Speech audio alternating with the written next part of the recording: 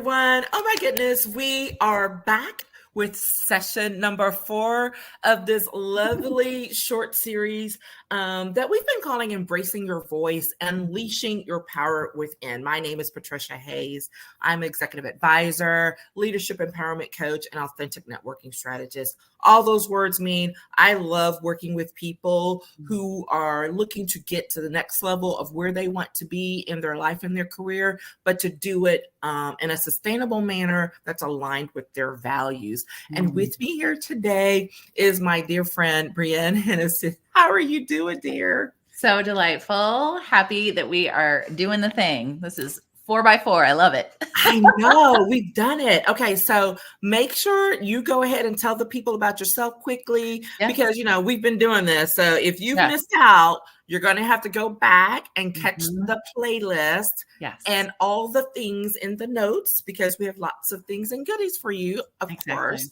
And then today's topic, we are talking about bias in women's voices and the empowerment from within and intuition. And Brienne's going to lead us in this conversation because I could go on for hours. I love it. Thank you, friend. Yes. So as Patricia said, I am Brienne, and I really focus on working with those in leadership, executives, educators, those who need their voice to do their job, to ensure that your voice rises above the rest. How is that possible? For me, it is comes through when you are taking care of this instrument and tuning into your inner voice, your intuition, which we're going to get into today. One of the other components that brings people to my door is not just, oh, Brienne, my voice isn't doing what I need it to do. I have a big talk tomorrow. I have to lead my team this week. I have tons of client calls. I'm not being heard. Is people don't like the way my voice sounds. Okay, tell me more. And they'll go anywhere from, I get chastised for my tone of voice, which is very fascinating because I used to have personal experience with that as well, to people say I'm too low, too high, too shrill, too brash, all of these different descriptors. And what I find most interesting about that is those folks who are telling me that most often are women. Nope, just checking. Never had a man come and mention that. And they'll come for the components of the voice function, things not working, but never about how they're perceived or their tone of voice. Now, when we look at tone of voice, one of the things that is important with this is that it is just natural to who we are. The moment we're expressing ourselves, whatever the context is, it's going to change. I hope so. I would not want anyone to feel like they're stuck in kind of a monotone, really, neutral space like this, because this isn't any fun to listen to. Okay. So I don't necessarily mean tone of voice specifically related to how you modulate your pitch and your volume, although that is some of the work. This is that tone of voice where someone says something and you're like, well, that's definitely not what they meant. Nope.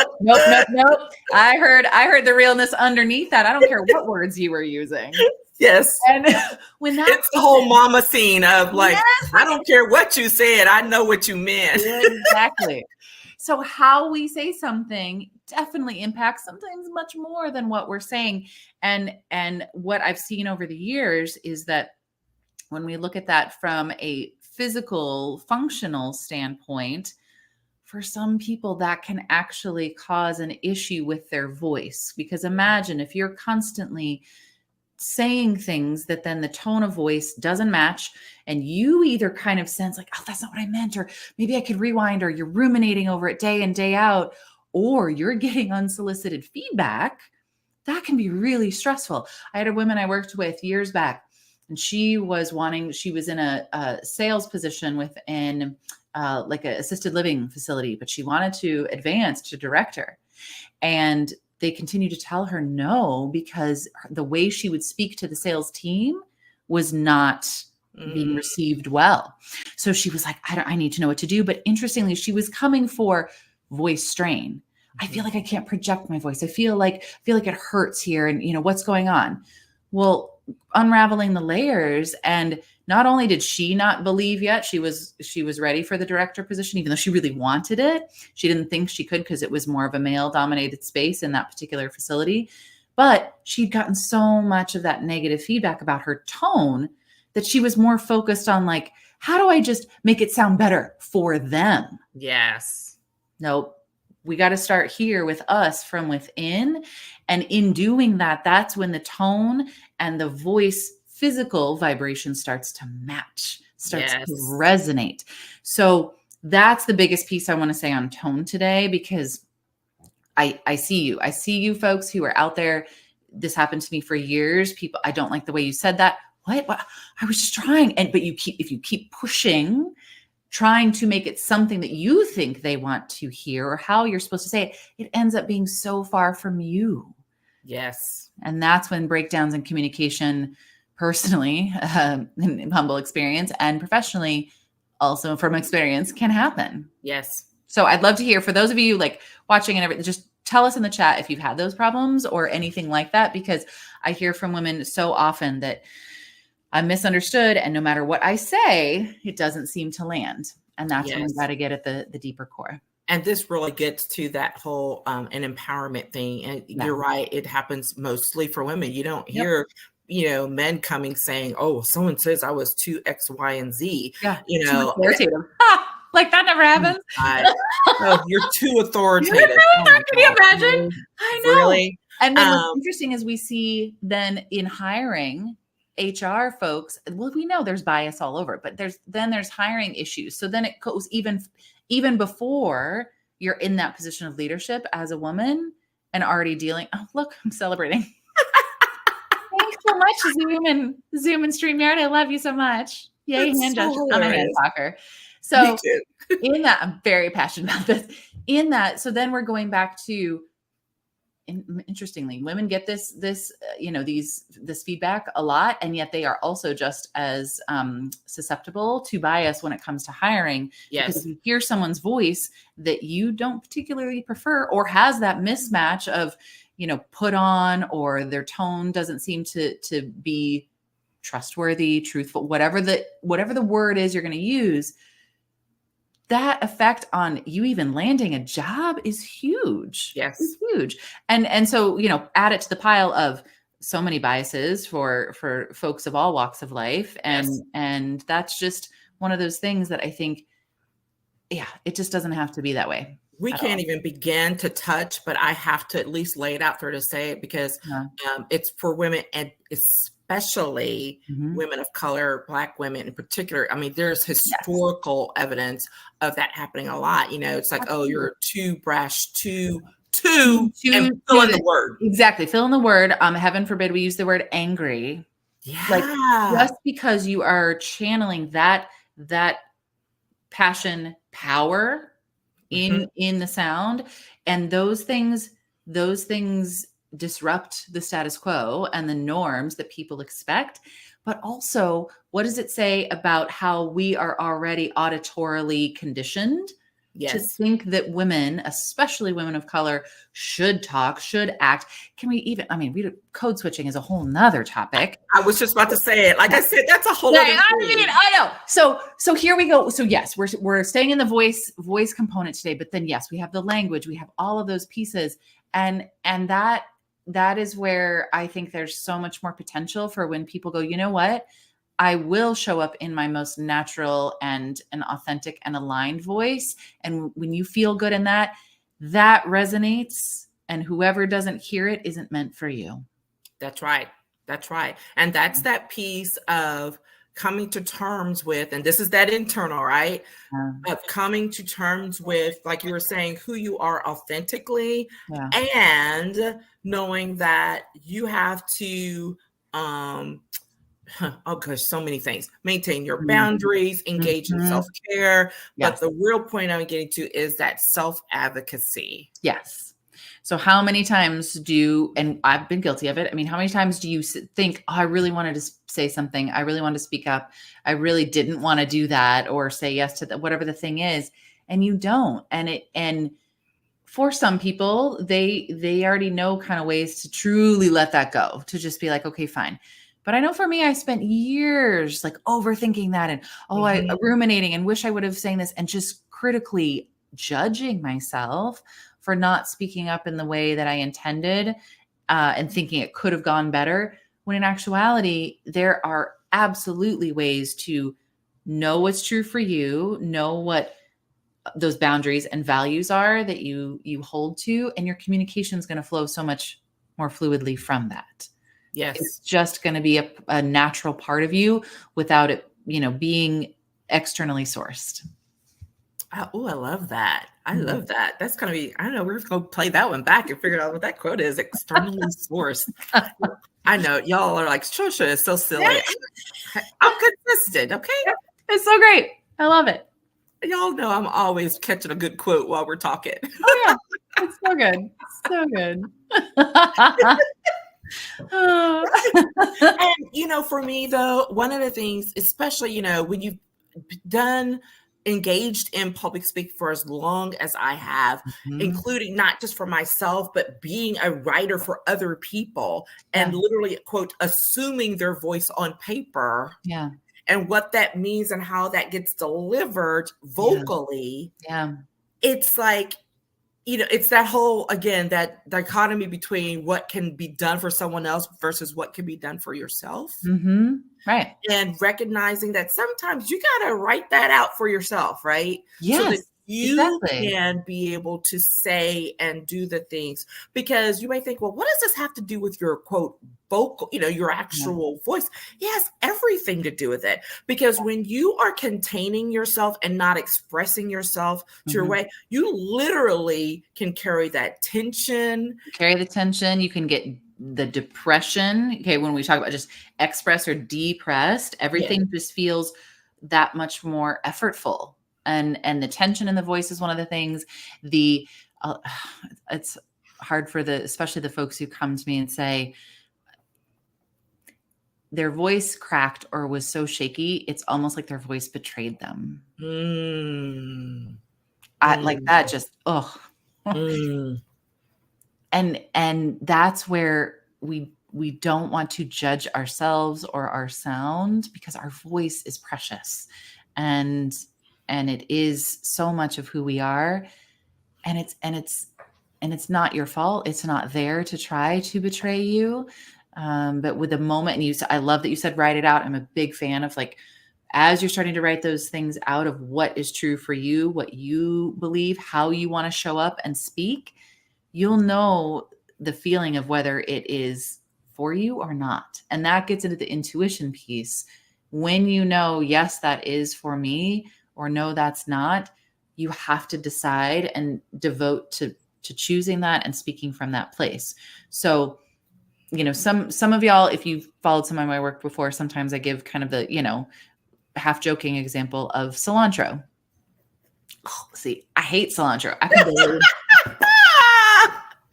Okay. I love cilantro. Exactly. This is why this example is perfect. So it's one of those things where, okay, so we're just talking about an herb, big deal. But if I didn't acknowledge that physical response that I had and went on to say, oh, yeah, me too, Patricia, I do love cilantro. Yeah. Oh, we're going to totally have it in the guacamole next time. Like, this will be great. Can y'all, like, I can feel the tightness starting. I can feel it creep up. Some people will describe this as my voice stops here, or it gets stuck, or it sounds like I'm going to start to cry. Okay. There is emotion and release that needs to happen, but you are either choosing to acknowledge it or you're trying to avoid it.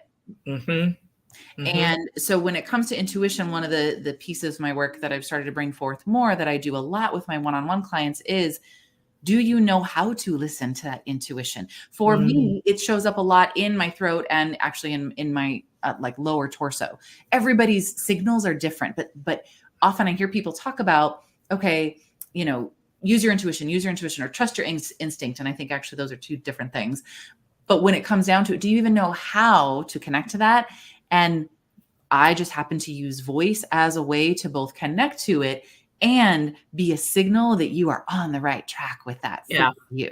So that's kind of where that leads into when it comes to not only the empowerment piece that we really want to emphasize today, but whatever profession you find yourself in and you want to show up as that next level version of yourself, you need to be it and decide it from within first and speak it out. I'm a big fan of speaking those things into reality, because your voice will give that away, but not to betray you, but to show you what's possible.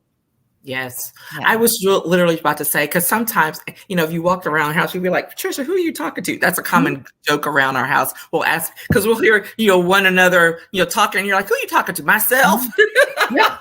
Yeah. But it's really is, when you're having those thoughts and you're just like, they're just coming and you just want to get it out. Yeah. Because just like you would go practice that speech that you got to go give in front of people, Yeah. why wouldn't you practice when it's time for you to express for yourself? Yeah. And speak up for yourself? Yeah. And I don't mean practice in terms of, let me go make, but like literally letting that voice go free. Yes. Exactly. This is where it's not about being scripty and Exactly. getting it all in any sort of format. It is, how does it feel to say that? Is that word feel good? Folks, we get to the point of being able to discern which word feels better. And I'm not saying, again, from every single word, but you just get to know so intimately, yeah, that feels like me. So bring it.